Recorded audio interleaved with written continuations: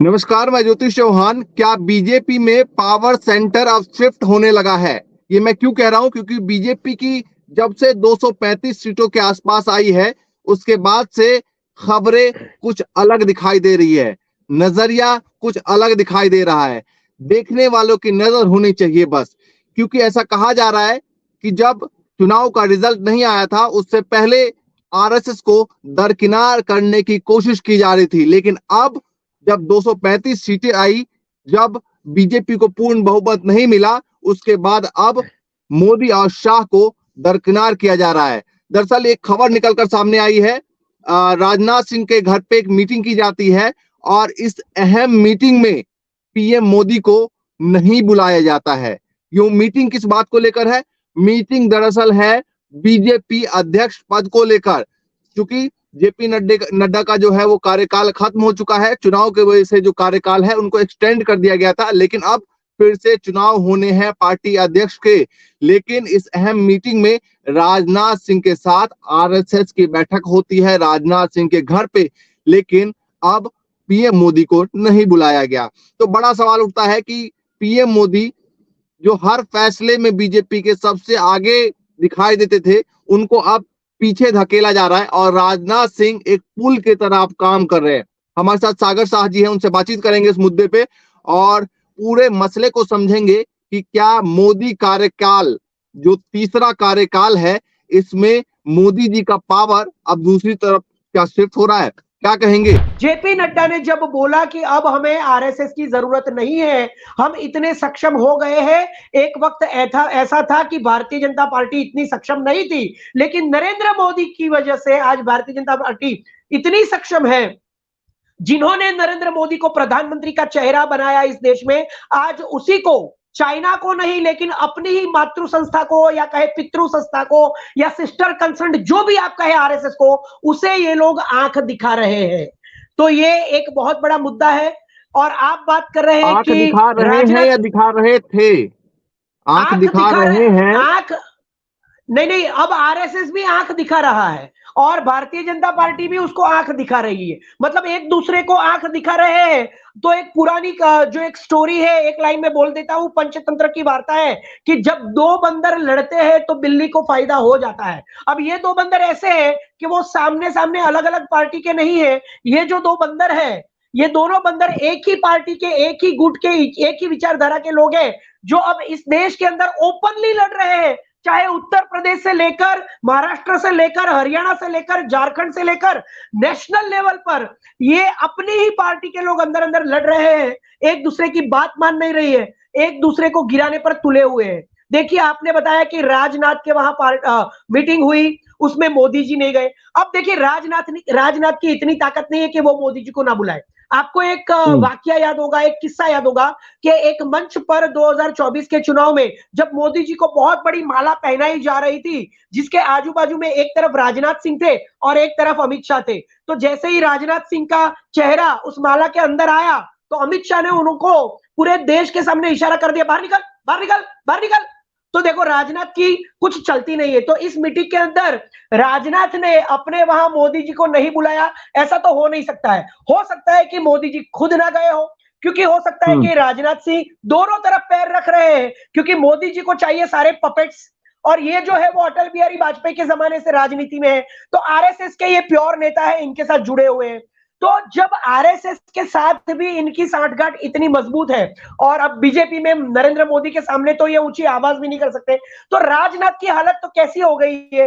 वो जो एक आदमी जो होता है, वो जब एक छछूंदर को, मतलब जो सांप होता है वो जो नेवले को खा लेता है, तो नेवला ना अंदर जाता है ना बाहर निकलता है, ऐसी हालत नहीं, राजनाथ लेकिन की है। सवाल ये तो उठता है कि राजनाथ ने, इस मीटिंग में, हाँ, सवाल ये उठता है कि इस मीटिंग में पीएम मोदी को ना पहुंचना, चाहे वो ना गए हो या ना बुलाया गया हो, जो भी सिचुएशन हो, ना जाना, मीटिंग में ना शामिल होना, उसके बाद ये मीटिंग इतना बड़ा फैसला मतलब कैसे लिया जा सकता है? देखिए, अब मोदी जी खुद ना गए हो, ऐसा भी तो हो सकता है, क्योंकि मोदी जी हम्म। चाहते हैं कि मेरी चॉइस का राष्ट्रीय अध्यक्ष बने। देखिए, आपने हम्म। तीसरी बार भी प्रधानमंत्री की शपथ लेने के बाद जब सरकार बैसाखी की हो गई है, एनडीए की सरकार है, फिर भी उन्होंने सारे मंत्री वही के वही चुने हैं। चाहे गृह मंत्रालय की बात करें तो अमित शाह वही के वही है, वित्त मंत्रालय की बात करें तो निर्मला सीतारमण पपेट वही की वही मंत्री है, आप जयशंकर की बात करें विदेश मंत्री तो वो भी वही के वही है। तो वो चाहते हैं, क्योंकि इनकी पार्टी में राष्ट्रीय अध्यक्ष की वैल्यू क्या है? आप मुझे बताइए कि आरएसएस पिछले क्या 10 साल चाहती में, है? नहीं, एक सेकंड, पिछले 10 साल में इनके राष्ट्रीय अध्यक्ष जेपी नड्डा की क्या वैल्यू थी? कैसे हर मंच पर से उन्हें हटाया गया है? अगर वो बीच में कहीं आ भी जाए, चाहे फोटो हो या बीच में कहीं बोलने लगे, तो उन्हें हाथ पकड़ पकड़ कर अमित शाह और नरेंद्र मोदी ने जेपी नड्डा को बाहर निकाला है। तो ये इनके वहां गुलामी की प्रथा है, एक तो सबसे पहले।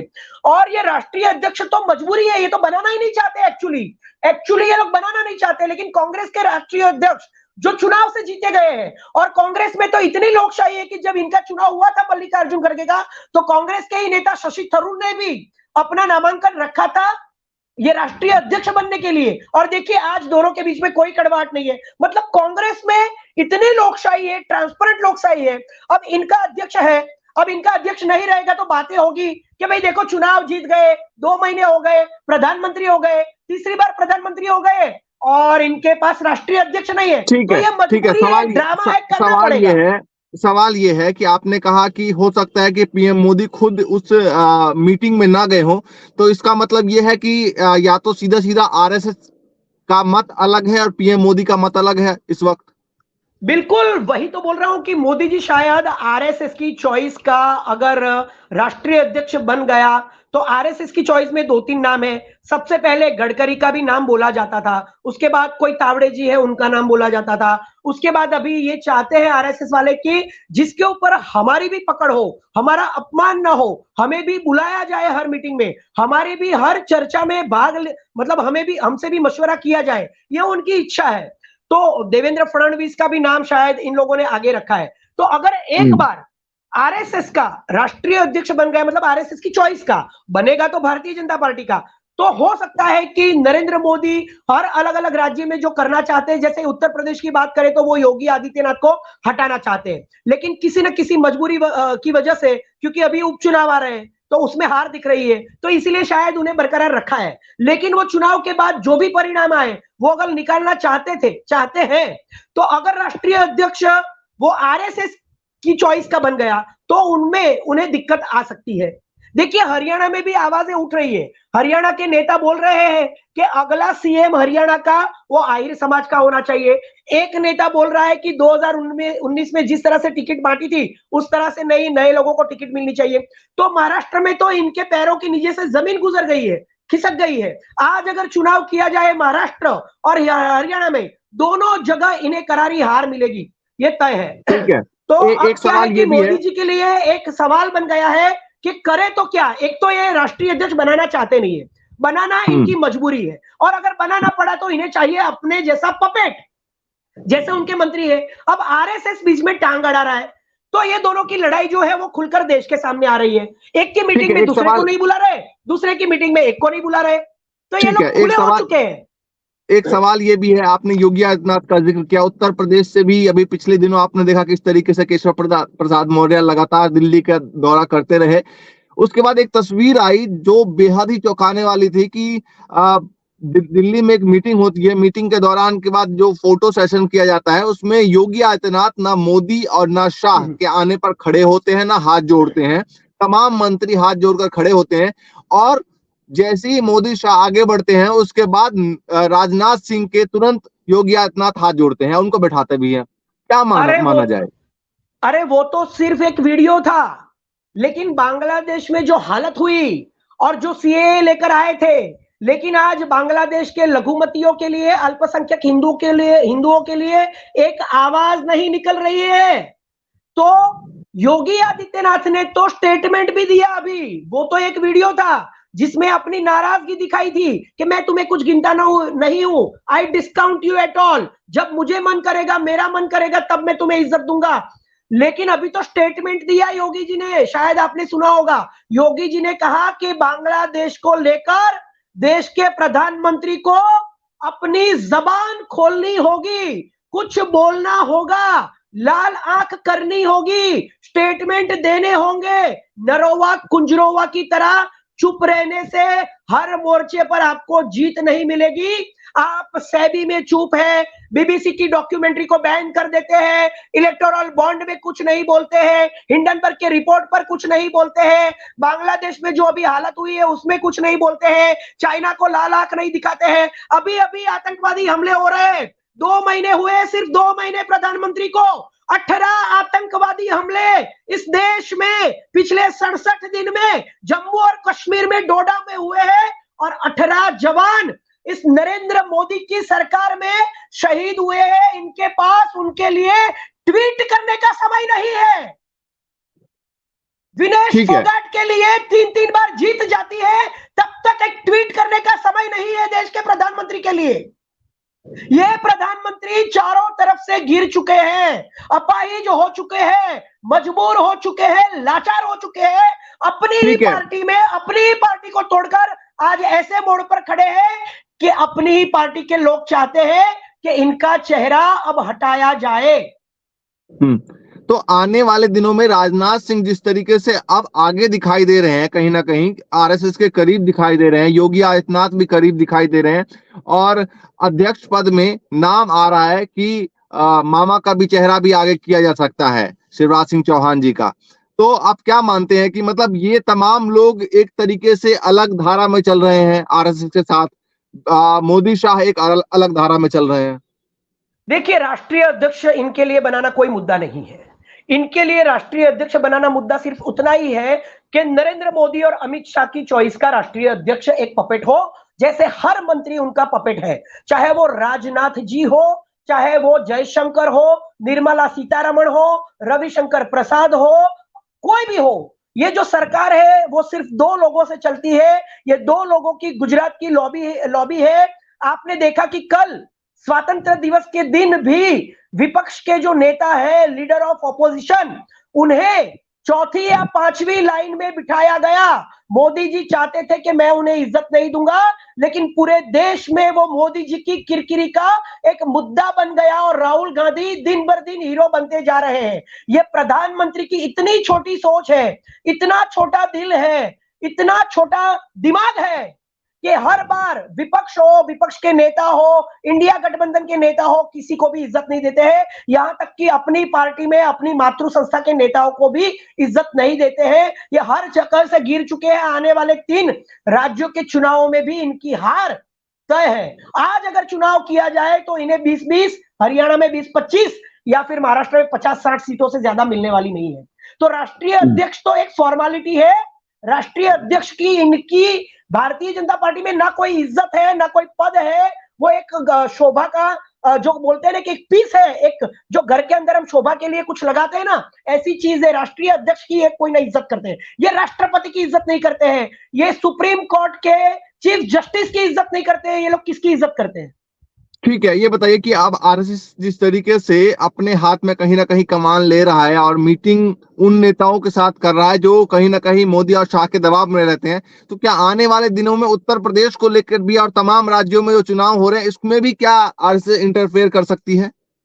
देखिए, आरएसएस ने तो अंदर से तय कर लिया है, और आरएसएस के साथ जितने भी लोग जुड़े हुए हैं, जिनका मोदी जी के साथ पंगा है, 36 का आंकड़ा है, ऐसे सारे नेता, वो चाहे भारतीय जनता पार्टी के हो, क्यों आरएसएस के हो, क्योंकि योगी आदित्यनाथ तो आरएसएस के नहीं है, भाजपा के भी प्योरली नहीं है। वो तो गोरखपुर है, गोरखनाथ जो आश्रम है, वहां के एक जाने माने लीडर है। तो ऐसा नहीं है। आरएसएस आज जो मोदी जी के विरोध में है, जितने भी भारतीय जनता पार्टी के लोग हो, आरएसएस के लोग हो, उनको सपोर्ट कर रहा है, चाहे वो गडकरी हो, योगी आदित्यनाथ हो, फडणवीस हो।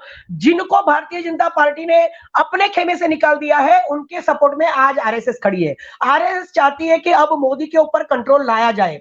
प्रधानमंत्री का जो चेहरा है वो तो धूमिल हो चुका है, क्योंकि देश ने ही दे दिया है कि 400 नहीं मिला, 240 मिला। तो अब मोदी जी चेहरा ही नहीं है भारतीय जनता पार्टी का भाई। तो आप अगर कोई भी चुनाव होता है तो ये चुनाव जीतने के लिए मोदी की कोई जरूरत नहीं है, आरएसएस को पता चल चुका है। लेकिन जिस तरह से मोदी जी को दिक्कत आ रही है योगी आदित्यनाथ को हटाने में, ऐसी ही दिक्कत शायद आरएसएस को, मोहन भागवत को, और ये जो धड़ा है जो मोदी जी का विरोधी है, उसको शायद आ रही है। कि ओवरनाइट इनको हटाया जाए कि नहीं हटाया जाए, लेकिन मनसूबा तो उन्होंने बना लिया है, मंशा तो तैयार है इनकी कि अब मोदी जी को हटाया जाए, क्योंकि 400 नहीं मिले हैं, एक अकेला भारी नहीं रहा है, आएगा तो मोदी, ऐसा मुमकिन नहीं है, ऐसा कुछ भी नहीं है, सब कुछ जो बोला गया लेकिन था, आप जो नारे मानते लगाए हैं गए इस थे, बात को वो या नहीं, सब फ्लॉप हो चुका है। लेकिन इस बात को मानते हैं कि नहीं कि अभी भी जो चुनाव लड़े जाएंगे वो कहीं ना कहीं मोदी जी के चेहरे पे ही लड़े जाएंगे, क्योंकि हरियाणा का जो हरियाणा के जो मुख्यमंत्री थे खट्टर साहब, उनको हटा के सैनी जी को बैठाया गया।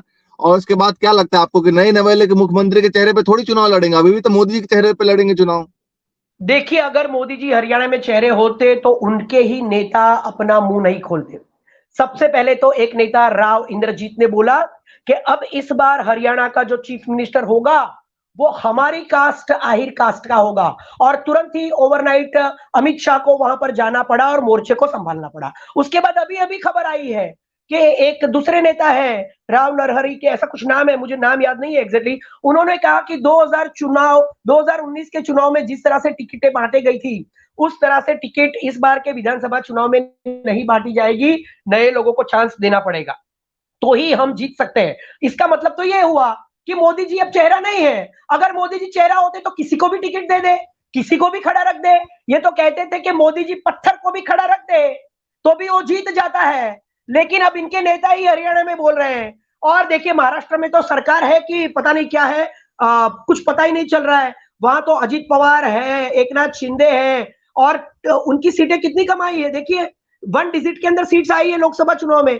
तो अगर मोदी जी चेहरा होते तो महाराष्ट्र में तो जीत होनी चाहिए थी उनकी, 1 डिजिट में तो आ गए हैं, और सबसे ज्यादा सीट्स तो कांग्रेस को मिली है। उसके बाद दूसरे नंबर पे उद्धव ठाकरे और शरद पवार को मिली है। मतलब कि जो अगाड़ी है, विकास अगाड़ी, जो 3 लोगों की जो सरकार है, वो सरकार नहीं होते हुए भी एक्चुअली देखा जाए तो लोकसभा में उनकी जीत हुई है। तो अगर मोदी जी चेहरा होते तो तेलंगाना में सरकार नहीं बनती कांग्रेस की। अगर मोदी जी चेहरा होते तो ये हालत नहीं होती लोकसभा में, महाराष्ट्र के अंदर। अगर मोदी जी चेहरा होते तो हरियाणा के नेता अपनी आवाज नहीं खोलते। अगर मोदी जी चेहरा होते तो योगी आदित्यनाथ आवाज ऊंची नहीं करते। अगर मोदी जी चेहरा होते तो आरएसएस की मीटिंग में मोदी जी को नहीं बुलाया गया होता, या मोदी जी खुद नहीं गए होते। ऐसा नहीं हो सकता। अगर मोदी जी चेहरा होते तो आरएसएस इस तरह से बिहेव नहीं करती। आरएसएस अपनी तो मीटिंग में मोदी आप जी को नहीं मानते हैं बुला कि इस रही है, बार का और चुनाव मोदी यानी कि जी और मोदी जी 2024, 17 और मोदी जी 17 तारीख को जो मीटिंग कर रहे हैं उसमें आरएसएस को एंट्री नहीं है।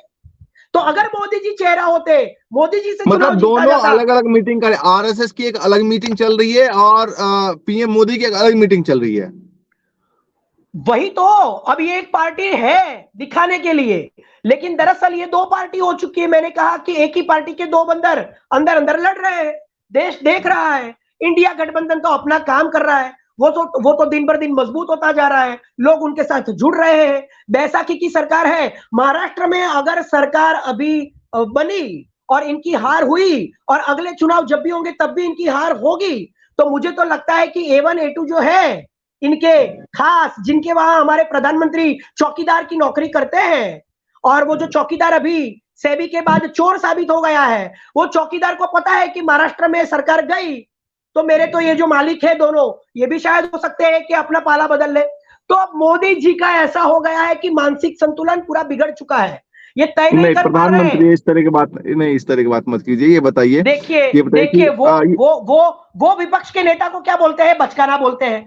उनके नेता, वो चाहे वो कंगना रनौत से लेकर कोई भी हो, वो ओपनली कहते हैं कि राहुल गांधी पप्पू है तो पप्पू है। तो अगर इस देश के प्रधानमंत्री अपने नेताओं को कंट्रोल में नहीं रख सकते, आप एक एंकर होकर भी अपने प्रवक्ता को कंट्रोल में रखते हैं और बोलते हैं कि आपको ऐसा नहीं बोलना चाहिए, लेकिन देश का प्रधानमंत्री अपने चुने हुए संसद के मंत्रियों को कंट्रोल में नहीं रखता है, चाहे वो साध्वी प्रज्ञा हो, रमेश विदुड़ी हो, कंगना रनौत हो, स्मृति ईरानी हो, और अनुराग ठाकुर हो, जिसको भी वो बनाना चाहते हैं राष्ट्रीय अध्यक्ष। और वो अनुराग ठाकुर जातिवादी बात करता है, और उसके वीडियोस को हमारे देश का प्रधानमंत्री जब ट्वीट करता है, और राहुल गांधी को जो गाली दी गई है कि जिसको अपनी जात का पता नहीं, मतलब कि राहुल गांधी को उन्होंने लावारिस बोला, और ऐसे गाली बोलने वाले की स्पीच जब देश का प्रधानमंत्री ट्वीट करता है, तो किस मुंह से इस देश के लोग, इस देश के नागरिक, इंडिया गठबंधन विपक्ष इस देश के प्रधानमंत्री की इज्जत करेगा? मुझे इसका जवाब चाहिए। क्यों देश का प्रधानमंत्री leader of opposition Rahul Gandhi की गाली को ट्वीट करता है? ये कौन सा कल्चर है 2014 ठीक के है, बाद? कल की तस्वीर, खुद प्रधानमंत्री, मंत्री तो मंत्री थे, प्रधानमंत्री भी, ही टू, हाउ शेम, ठीक है, कल की तस्वीर भी हमने देखी, कल की तस्वीर भी हमने देखी। इसको लेकर क्या कहना चाहिए? राहुल गांधी गए, सबसे पहले ऊपर चढ़े, सामने गए, इसके बाद आके सबसे पीछे बैठ गए जहां हॉकी के खिलाड़ी बैठे थे, क्या कहेंगे? देखिए, बैठ नहीं जाते हैं, सीट्स वहां पर जो रक्षा मंत्रालय होता है उसके हिसाब से बांटी जाती है, उसका ऑर्गेनाइजेशन किया जाता है कि कहां पे कौन बैठेगा। पहली सीट के अंदर, पहली जो लाइन है उसके अंदर चंद्रचूड़ सिंह जी और अमित शाह ये सब दिख रहे हैं। दूसरी दो लाइन है और मंत्री बैठे निर्मला। हाँ, राजनाथ सिंह ने साफ किया कि हॉकी खिलाड़ियों के लिए पहले से जो जगह थी वो बुक थी आगे की, इसीलिए 5वें लाइन में बैठाया गया। जिस एथलीट का अपमान इस देश का प्रधानमंत्री कर रहा है, विनेश फोगाट का, उसके मेडल को 15-20 रुपए के मेडल बोल रहा है, उसके बलात्कारी ब्रिजभूषण शरण सिंह को वो संसद में बिठाता है, उसके भाई को फिर से उसी रेसलिंग का अध्यक्ष बनाता है, उसके लड़के को टिकट देता है, और जब उसको रास्तों पर रौंदी जाती है इन लड़कियों को, तब भी गुंगा हो जाता है देश का प्रधानमंत्री। और जब ये हुआ, जब उनका डिस्क्वालिफिकेशन हुआ, एक शब्द नहीं बोला, जबकि केनिया की खिलाड़ी के साथ भी ऐसा हुआ था तो केनिया की सरकार ने उन्हें बचाया, लेकिन हमारे देश के प्रधानमंत्री ने एक शब्द नहीं बोला। उन्हें खिलाड़ियों की इज्जत की पड़ी है। स्वतंत्रता दिवस के दिन लीडर ऑफ ऑपोजिशन को उनके पीछे बिठाकर, यह कौन सा ढोंग है? यह कौन सा राष्ट्रवाद है? यह अपमान करने की साजिश थी। Leader of opposition Rahul Gandhi का अपमान करने की ये पूरी की पूरी चाल और साजिश उनकी खुल गई। अगर वो ये कहते हैं कि हमने खिलाड़ियों को मान सम्मान देने के लिए आगे बिठाया है, तो विनेश फोगाट का ये जो अपमान खुद देश के प्रधानमंत्री, रक्षा मंत्री ने किया है, ये किस मुंह से ये दावा कर रहे हैं कि खिलाड़ियों के मान सम्मान के लिए राहुल गांधी को 5वीं सीट पर या 4थी सीट पर बिठाया? तो राहुल गांधी को पहली सीट पर निर्मला सीतारमण के साथ नहीं बिठा सकते, अमित शाह के साथ नहीं बिठा सकते? वो भी तो सांसद है, वो भी तो सांसद है सारे। ये तो लीडर ऑफ ऑपोजिशन है, देश के प्रधानमंत्री के सामने वाला चेहरा। हर देश के अंदर ये माना जाता है कि जब भी चुनाव होता है तो प्रधानमंत्री के सामने जो कोई खड़ा रहता है तो वो लीडर ऑफ ऑपोजिशन होता है, दूसरा चेहरा प्रधानमंत्री के तौर पर। तो जो चेहरा प्रधानमंत्री के लेवल का है, उसको तुम ये कहकर पीछे बिठाते हो कि हम खिलाड़ियों का मान सम्मान करते हैं, और तुम खिलाड़ियों को रास्ते पर रौंदते हो। कितना झूठ बोलोगे? सब देख रहा है देश। कम से कम शर्म करो, शर्म। चलिए, आखिरी सवाल यह है, आखिरी सवाल यह है कि 4 राज्यों में चुनाव है और आज कश्मीर और हरियाणा के चुनाव की घोषणा भी हो सकती है किसी वक्त, 3-4 1-2 घंटे बाद। तो ये बताइए क्या स्थिति दिखाई दे रही है 4 राज्यों में? देखिए, चारों राज्यों में बीजेपी हार रही है। फटाफट। हाँ, चारों राज्यों में बीजेपी हार रही है। मोदी जी चेहरा नहीं है चुनाव का, मोदी जी का अब कोई दाम नहीं चलेगा। और चारों राज्यों में भारतीय जनता पार्टी और देश के प्रधानमंत्री जो जबरदस्ती तीसरी बार बन चुके हैं, उनका सुपड़ा साफ होने वाला है। यही हकीकत है। इसीलिए ये डर चेहरे पे दिख रहा है देश के प्रधानमंत्री के। वो सबने देखा, वो तस्वीर वायरल हुई थी, राहुल गांधी और नरेंद्र मोदी की वो जो तस्वीर वायरल हुई थी, उसमें नरेंद्र मोदी का जो चेहरा था वो रियल चेहरा था। डर, घमंड, अभिमान और अहंकार का चेहरा हारेगा। चलिए, बहुत बहुत शुक्रिया सागर शाह जी हमारे साथ जुड़ने के लिए। और जिस तरीके से तस्वीर पूरे देश भर में सामने आ रही है कि आरएसएस की मीटिंग अलग चल रही है, पीएम मोदी की मीटिंग अलग चल रही है। आरएसएस की मीटिंग में पीएम मोदी नहीं जाते और पीएम मोदी के मीटिंग में आरएसएस नहीं जाता या फिर नहीं बुलाया जाता, ये उनका अंदर का मसला है। लेकिन सबके सामने ये सामने आ रहा है धीरे धीरे तस्वीर निकलकर कि कहीं ना कहीं कुछ न कुछ बीजेपी के अंदर खाने खटपट चल रही है। जो भी अपडेट होगी आगे भी आपको लगातार बताएंगे, लगातार पहुंचाएंगे। हमारे साथ सागर शाह जी जुड़े थे, बहुत बहुत शुक्रिया आपका। और आगे भी जुड़ेंगे और अलग अलग खबरों पे बातचीत करेंगे। फिलहाल के लिए नमस्कार।